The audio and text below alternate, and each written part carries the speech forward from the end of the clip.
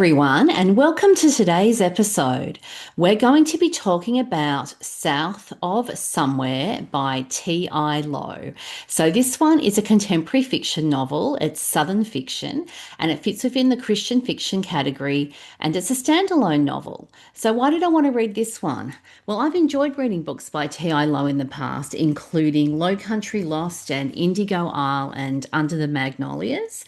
And you can find recommendations for those books that I've mentioned at my blog, at my website at narelleatkins.com. So I'm going to add my usual disclaimer and say many thanks to the publisher for providing an advance reader copy, and all the opinions that I express in this episode are completely my own. Now, I'm very excited to share I have a giveaway, one paperback copy for a reader with a USA mailing address, and at the end of the episode I'll provide details on how to enter the giveaway. So anyway, let's talk about the book. South of Somewhere by T.I. Lowe is set in South Carolina. So we're on Sullivan's Island, which is very close to Charleston on the coast in South Carolina. And so this one being a contemporary fiction novel, it's very much has a lot of women's fiction themes in the story and issues that are dealt with. So it's a redemption story and it's single point of view in our leading lady's viewpoint. So it's very much her story.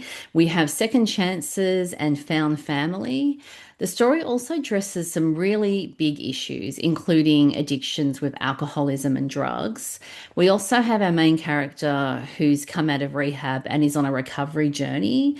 We have family drama in the story as well. And we also have romantic elements with a friends to more romance that kind of happens in the background. If you don't like romance, ignore the fact it's got romantic elements, because really the romantic elements are a very small part of the story and the romance is very low key as well. So don't let that stop you reading it. So, anyway, the first line for the book is this one. I died once and I didn't find it all that unpleasant. So I'll go back to that in a minute. First of all, I'm going to introduce you to Junie, who's thinking this. So when the story starts, she's 25 or maybe 26 years old. I know she was 25 at a point in time that 8 months earlier, which I'll get to in a minute. Now, she's also a widow. She married when she was only 18, very young, and she has a 2-year-old daughter who she's lost custody of, which I'll also get to in a minute. And at the start of the story, she's unemployed because she's effectively just left rehab. And that's where we're starting from. So, going back to that first intriguing line, she ended up in cardiac arrest from a drug overdose, from a party drug. And so, at the beginning of the story, she's thinking back into the past about that particular situation. And so at the start of chapter 1, we open the story with her exiting court-ordered rehab. So instead of sitting behind bars in jail, she's been sitting in a rehab facility, working a program to get clean and to turn her life around. And she was there for 8 months. And so she's now coming out on probation for 12 months. And so what happened is she lost custody of her daughter. Her brother is 11 years older than her, and he's married also with a son. And her brother's the one that ended up with custody of her daughter because she was arrested for DUI. So she was driving a vehicle under the influence, and child endangerment because when she was pulled over by the police, she had her daughter in the car. So there's some pretty big stuff that's happened in the past, and she's made some pretty big mistakes as well. And so when she exits rehab, she ends up going to her grandmother's. She doesn't go back to where her brother lives, and she has no access to her daughter at the start of the story. There's a lot of really complicated family stuff happening that gets unpacked as we read through the story. So we meet her probation officer, and he's a retired policeman, former Vietnam vet, who really takes Junie under his wing in the story and really looks after Junie in many ways. And so he's not only her probation officer, he's also her sponsor because she has to attend mandatory AA meetings and she has to have mandatory drug testing. There's a whole lot of things that have to happen for the next 12 months. She can't leave South Carolina, and she's really under a whole lot of court orders because she needs to prove that she's turned her life around basically, and that she's not going to reoffend. So I'm going to introduce Henry. So he's the love interest, which is I'm describing this as romantic elements because it's a very low key friends heading to more than friends romance that is an important part of the story and a fun part of the story. So Henry's 34 years old. He's a maths professor at the college in Charleston, and he's her next door neighbor and is quite an important person in the story because he's living next door. Now, Junie has so many problems. So she's in her grandmother's gorgeous beach house on the beach at Sullivan's Islands, and she's got her freedom and she's no longer locked up and having her life scheduled and organized for her, but that in itself creates a whole lot of other problems. So just the temptation to drink and stay sober is a big issue that obviously she's got to overcome if she wants to maintain her sobriety in the story. And if she fails a drug test, then that is a massive issue. That means she's likely heading back into the court system and potentially doing jail time or more mandatory rehab. So the transitioning out of being in rehab for 8 months into the real world is was really interesting to read. It was a really big struggle for her for a whole list of reasons, and she also has anxiety problems, and that goes back to her childhood. So there's a whole lot of stuff going on in her life, and her life is really, really hard, and it's a real mess at the beginning. And so her goal in the story is to regain custody of her 2-year-old daughter. And her brother has reasons for withholding access to her daughter. As I said, it is complicated. And I read this book and I could see everybody's side of the story, if that makes sense, without actually giving away what happened. And so Junie has been really dealing with some hard grief and loss. She's lost her husband when she was pregnant with their daughter, but she got married at 18. She met him in high school and they had a really rough, difficult relationship. And it wasn't a good relationship. And it's really hard for her to unpack a lot of stuff that happened precisely because of the circumstances of her marriage and how difficult it was. And then she lost her grandmother just before the baby was due. So her grandmother passing away effectively sent her into early labor. And so she started off going back to when her daughter was born with having lost her husband, lost her grandmother, and she has absent parents that are overseas who are obsessed with their jobs and their children are an afterthought. And that's another complication in the story as well, because her parents just have never ever thought that they should ever be there for their children, which has really created a lot of issues. So her brother has been like a parent to her, not just with the age gap, but because of the way their parents have behaved in the past. So it was her grandmother and her brother who were like her parents, and so she's had a difficult childhood, difficult teen years, difficult marriage, and then she's just done 8 months in rehab. So it's a very hard road that she's walked up to this point.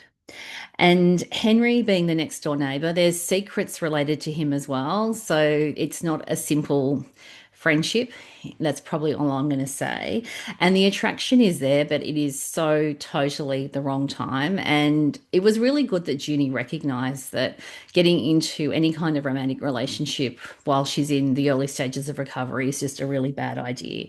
So I appreciated how that played out in the story. And I absolutely love this story. And I really love journeying with Junie. And I really empathize with her because she got herself into a right royal mess that was of her own making in many respects, although she didn't get a good start. So she started off behind the A ball because of her family situation and the way that the dysfunction from her family situation set her up for a whole lot of problems as she got older. And she made a lot of mistakes. And we really see when she comes back out and is on probation how hard it is with that felony record to get a fair go in society as well. That was really interesting to see. And she's a very arty and creative person. That was an interest she shared with her late husband. And I loved how she was able to use her creativity to make money and to sell stuff and to start moving ahead with her life. And she also, there were lots of puppies in this story. She ended up dog walking as one of her jobs to try and pay her bills. And the dogs were just adorable. And I love that. And the story just had some really deep-seated big issues that needed to be addressed. And I appreciated how they were unpacked in the story.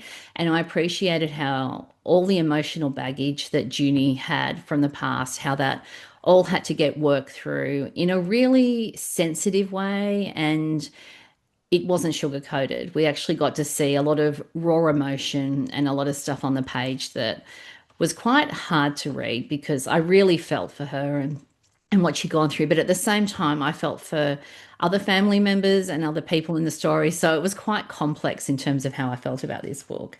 But I really loved her determination. So despite dealing with some significant grief and loss, which was so realistically and sensitively handled in the way it was written, I really appreciated Junie's determination to actually turn a life around, to get back on track, and to overcome some pretty big obstacles in her path to doing that. And I thought that recovery journey was written in a very realistic way, in the way that the author has addressed it all. And her complex family, there was just so much stuff going on, not just things that happened in the past, but the dynamics in the present day that were just really complicated. And it was really interesting how that was unpacked. And her friendship with Henry was really sweet. There were some very sweet moments in this friendship. There were some frustrating moments, but there were some sweet moments. And the found family themes in the story were some of the side characters. I just loved how that all played out. It was just really well done. And we also got to visit the town of Somewhere. So if you've read previous books by T.I. Lowe, if you've read Lowcountry Lost, you'll remember that that was based around restoring the town of Somewhere. So we got to visit somewhere in the story, which I really appreciated because that was so fun. So my favorite book quote in the story is this one. Someone else may have been responsible for what led you to this point, but it is your responsibility to move to a better place. And there's just so much wisdom in this particular thing that's being said by someone who's standing up and leading at an AA meeting. And it was really a really important moment for the story where Junie was really grappling with what she needed to take responsibility for and what was her stuff to take responsibility for and what was other people's, and really being challenged to stand on her own 2 feet and to be independent and to not default into codependency on other people and to really grow up and be her own person. And yeah, it was a very poignant quote that really meant a lot at the point in the story in terms of her recovery journey. And it really drew out one of the themes in the story, which is how people can just default to blaming everyone else for all their problems and play the victim. And particularly with people that are struggling with addictions, often they can fall into that trap of blaming everybody else for everything that's gone wrong. And so, therefore, I've gone down this path because of blah, blah, blah, when really they've chosen to use substances to for whatever reason to that they've yeah it's how can I say this? It's hard to talk about because I really don't want to give away story spoilers, but really they've chosen to use substances for a reason, and they've got to take responsibility and own their previous mistakes, but at the same time not give themselves grace and not beat themselves up and actually move forward with their lives, knowing that the temptation to revert to that behavior is always going to be there.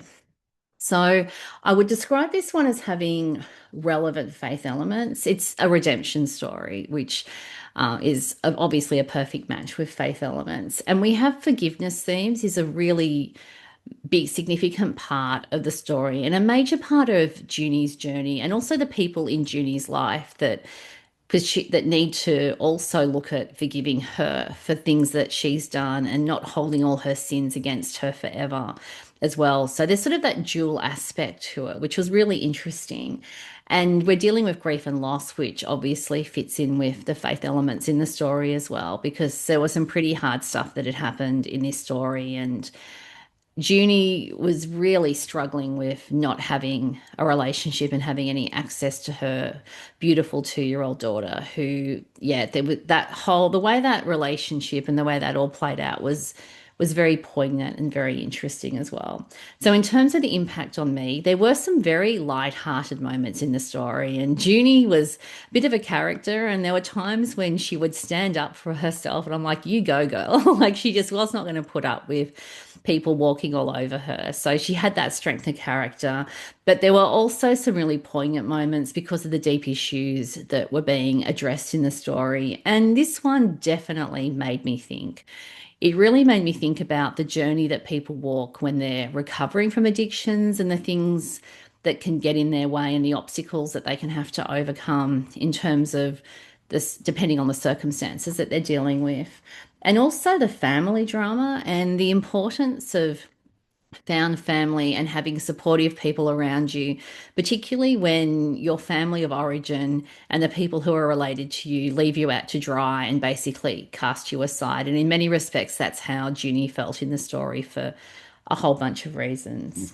So, anyway, in summary, I would recommend South of Somewhere to readers who like women's fiction that addresses some pretty big issues, including drug and alcohol addiction and the recovery from drug and alcohol addiction, to readers who like redemption stories with second chances, for readers who like their contemporary fiction that deals with grief and loss, that also has family drama and found family themes, and to readers who like their contemporary fiction with a southern flavour and they like the romantic elements in the story and also relevant faith elements that include forgiveness themes.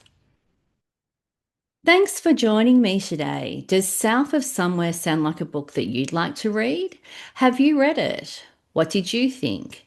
You can let me know. If you're listening on the podcast, you can send me a text via a link in the show notes. If you're watching at YouTube, you can like the episode at YouTube or you can leave a comment at YouTube. You can also email me at my website where I have a contact form, and that's at narelleatkins.com. And if you've enjoyed this episode, please subscribe. And you can do that at your favorite podcasting app, or you can subscribe at YouTube. And then you'll get a notification when my next episode drops and you won't miss any episodes. And if you've enjoyed this episode, please share the link with a friend, especially a friend who likes reading contemporary fiction and Southern fiction, and a friend who you think would enjoy reading T.I. Lowe's books. So let's talk about the giveaway, which you've been waiting for me to talk about. So we have one paperback copy, and that's for a reader with a USA mailing address. Now, the giveaway will close on the 25th of March, which is USA West Coast time, which is actually the 26th of March in Australia, but I'm using the 25th of March West Coast as the time because it's a USA based giveaway. And the link to enter the giveaway will be in the show notes. So thanks for tuning in and see you next time.